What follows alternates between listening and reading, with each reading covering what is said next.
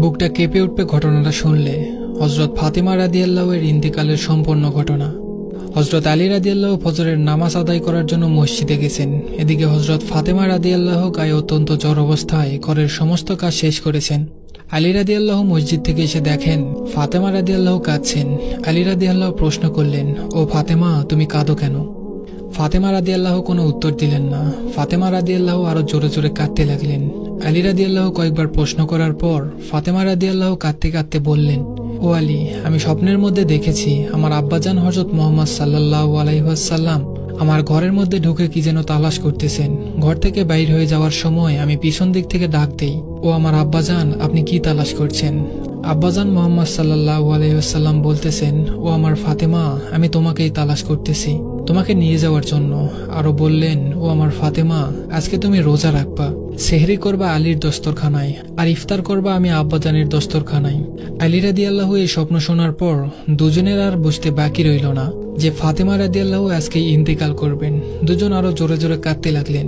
এই সময়ের মধ্যে হযরত হাসান হোসাইন রাদিয়াল্লাহু এসে জিজ্ঞেস করতেছেন, ও আব্বাজান, ও আম্মাজান, আপনারা দুজনে কাঁদছেন কেন? ফাতেমা রাদিয়াল্লাহু এর একটা অভ্যাস ছিল, যখন হোসাইন রাদিয়াল্লাহু কোনো কাজে বিরক্ত করতেন তখন দুজনকে নানাজানের কবরের কাছে যেতে বলতেন। আজও ফাতেমা রাদিয়াল্লাহু বললেন, তোমরা দুই ভাই এখন নানার কবরে চলে যাও। কবরের নিকট যাওয়ার সাথে সাথে কবর থেকে আওয়াজ আসলো, ও আমার আদরের নাতিরা, এই মুহূর্তে তোমরা আমার কাছে কেন এসেছ? আমার কাছে তো সবসময় আসতে পারবে, এখন যাও, যে তোমার মায়ের চেহারার দিকে তাকিয়ে থাকো, আজকের পর তোমাদের মাকে আর পাবে না। এই কথা শোনার পর দুই ভাই কাঁদতেছে আর দৌড়াতে দৌড়াতে আম্মার নিকট চলে গেলেন। এসে আম্মাকে বললেন যে তোমরা দুজনে কেন কাঁদছো আমরা বুঝতে পেরেছি, নানাজান আমাদের সবকিছু বলে দিয়েছেন, আজকের দিনটা তোমার জন্য শেষ দিন।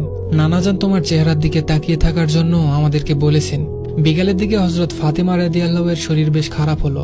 ফাতেমা রাদিয়াল্লাহু মৃত্যুর পূর্বক্ষণে আলী রাদিয়াল্লাহুকে তিনটা কথা বললেন। এক নম্বর কথাটি ছিল, ও আলী, যেদিন থেকে আমি আপনার ঘরে এসেছি ওই দিন থেকে নিয়ে আজ পর্যন্ত আপনাকে আমি অনেক কষ্ট দিয়েছি। আলী, আপনি যদি আমাকে ক্ষমা না করেন তাহলে কিয়ামতের ময়দানে আমি সন্তানের কারণে আমার আব্বাজান অনেক লজ্জিত হবেন। বলেন আপনি আমাকে ক্ষমা করলেন কিনা? আলী রাদিয়াল্লাহু বললেন, ফাতেমা, তুমি এসব কি বলতেছো? আমি আলী তো তোমার যোগ্য ছিলাম না। তোমার আব্বাজান দয়া করে মেহেরবানি করে তোমাকে আমার করে দিয়েছেন, আমার কাছে বিয়ে দিয়েছেন। বিয়ের দিন থেকে নিয়ে আজ পর্যন্ত আমি আলী তোমাকে কোনোদিন ঠিকমতো দুই বেলা খানা খাওয়াতে পারিনি। ও ফাতেমা, তুমি বলো আমাকে ক্ষমা করেছো কিনা? তুমি যদি আমাকে ক্ষমা না করো তাহলে আমাকে কিয়ামতের দিন কঠিন শাস্তি ভোগ করতে হবে। ফাতেমা রাদিয়াল্লাহুর দ্বিতীয় কথা ছিল, ও আলী, আপনার সাথে আমার দ্বিতীয় কথা হলো, আমি মারা যাওয়ার পরে আপনি বিয়ে করে নেবেন দুনিয়ার যে কোনো মহিলাকে আপনার পছন্দ মতো।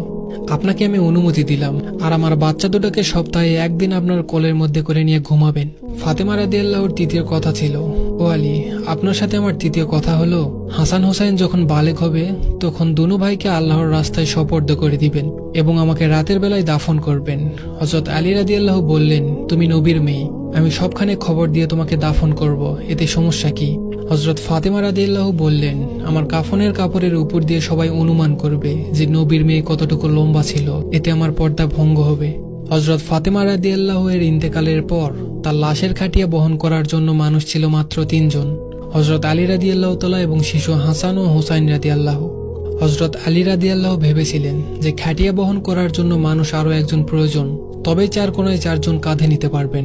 এমন সময় হযরত আবু যর গিফারি রাদিয়াল্লাহু এলেন এবং খাটিয়ার এক কোণা বহন করলেন। হযরত আলী রাদিয়াল্লাহু তখন প্রশ্ন করলেন, ও আবু যর, আমি তো কাউকে বলিনি, আপনি জানলেন কিভাবে? হযরত আবু যর গিফারি রাদিয়াল্লাহু বললেন, আমি আল্লাহর রাসূলকে স্বপ্ন দেখেছি। তিনি বললেন, হে আবু যর, আমার ফাতেমার লাশ বহন করার জন্য লোকের অভাব, তুমি তাড়াতাড়ি চলে যাও। ও আলী, আমাকে তো হুজুরে আকরাম সাল্লাল্লাহু আলাইহি ওয়াসাল্লাম আসতে বলেছেন।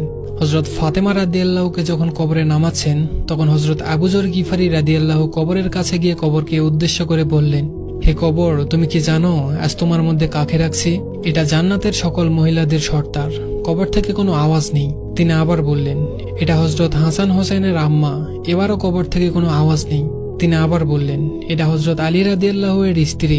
এবারও কবর থেকে কোনো আওয়াজ নেই। তিনি আবারও বললেন, এটা দোজাহানের বাদশার মেয়ে। খবরদার, কবর বেয়াদবি করবে না।